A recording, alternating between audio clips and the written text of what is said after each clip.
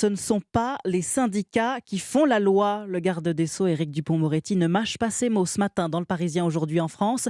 Mais l'intersyndicale compte bien, elle, maintenir la pression. Laurent Berger, le leader de la CFDT, est clair. Il quittera la réunion si la réforme des retraites n'est pas sur la table lors de sa rencontre avec la Première ministre prévue a priori mercredi. Et selon le ministre des Relations avec le Parlement, Franck Riester, la retraite à 64 ans ne serait pas au menu des discussions. Eh oui, Elisabeth Borne a besoin de tourner la page de cette réforme qui l'a beaucoup fragilisée et de reprendre la main. Elle convie d'ailleurs aujourd'hui plusieurs ministres et parlementaires, Arthur Delaborde, pour échanger sur des sujets du quotidien des Français.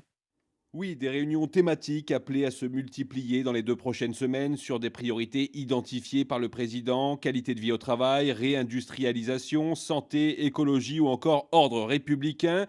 Les 2 premières rencontres cet après-midi seront consacrées à l'éducation et à l'amélioration de l'accès aux mobilités et au permis de conduire pour lever les freins à l'emploi. Ces échanges centrés sur le quotidien des Français font partie des leviers qui doivent permettre à Elisabeth Borne de trouver une porte de sortie à la crise des retraites, tout en construisant une nouvelle majorité. La Première ministre sait qu'elle met son poste en jeu dans cette double mission qui s'annonce particulièrement difficile, d'autant qu'il lui reste à peine 2 semaines pour présenter sa copie au chef de l'État. D'ici là, avant la décision du Conseil constitutionnel attendue le 14 avril, Emmanuel Macron suivra le dossier à distance puisqu'il sera très pris par l'international avec un déplacement en Chine toute la semaine prochaine, suivi d'une visite d'État aux Pays-Bas dans la foulée. Arthur Delaborde du service politique d'Europe 1. Emmanuel Macron, que les oppositions disaient confiné depuis la crise des retraites, qui renoue avec le terrain aujourd'hui. Il se rend dans les Hautes-Alpes à Savines-le-Lac, près du lac de Serponçon, plus grand réservoir d'eau douce d'Europe de l'Ouest.